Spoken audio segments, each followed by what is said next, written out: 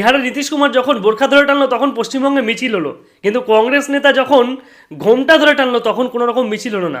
আজকে বাংলাদেশে যখন দীপু চন্দ্র দাসকে কি বলবো, জ্যান্ত পুড়িয়ে মারলো, গাছের সাথে বেঁধে সেই মধ্যযুগীয় বর্বরতা দেখালো, তখন আমাদের পশ্চিমবঙ্গে কোনো মিছিল নেই। কিন্তু পাকিস্তানে যখন অপারেশন সিন্দুর করা হলো তখন আমাদের পশ্চিমবঙ্গে মিছিলের পর মিছিল হয়ে গেল।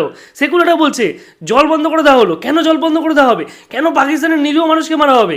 কিন্তু বাংলাদেশে এত বড় ঘটনা ঘটে গেল, কোথায় কোথায় সেই কামপন্থী সেকুলাররা, কোথায়? একবারও কি দেখা মিলেছে তাদের? দেখা মেলেনি, আর দেখা মিলবেও না। এবং আগের দিন দেখলাম আমাদের নেতার কন্যা, সে রাস্তায় বেরিয়েছে বোরখার জন্য মিছিল করতে, অথচ সে নিজে বোরখা পরে না, কিন্তু বোরখার জন্য মিছিল করতে বেরিয়েছে। কেন? নীতিশ কুমার নাকি বোরখা ধরে টেনেছে নিয়োগপত্র দেওয়ার সময়, দেখতে চেয়েছে খালি মুখটা, কিন্তু কংগ্রেস নেতা যখন ওটা করেছিল তখন সেটা করেনি। আমি নীতিশ কুমারের কথা, তার পক্ষে কথা বলছি এমনটা নয়, কিন্তু বাংলাদেশে আজকে যে ঘটনা ঘটলো সেটা নিয়ে একটা মিছিল বেরিয়েছে, একটা পোস্ট করেছে কেউ? না, কেউ কোনো পোস্ট করেনি, কেউ কোনো কিচ্ছু করেনি। শুধু ভাবুন না সেকুলার হিন্দুরা, আপনারা মানে খিস্তি তো অনেক আসে কিন্তু দিতে পারি না, শুধুমাত্র নিজের সম্মানার্থে এবং আপনাদের সম্মানার্থে। ভালো থাকুন এবং নিজের মধ্যে একটু বিবেকের উদয় ঘটান। আর কবে আর কবে আর কবে জাগবেন আপনারা? জাগবেন না হয়তো, আর জাগতেও হবে না। যেদিন আপনার গলায় ওটা ধরবে সেদিন হয়তো আপনি জাগবেন।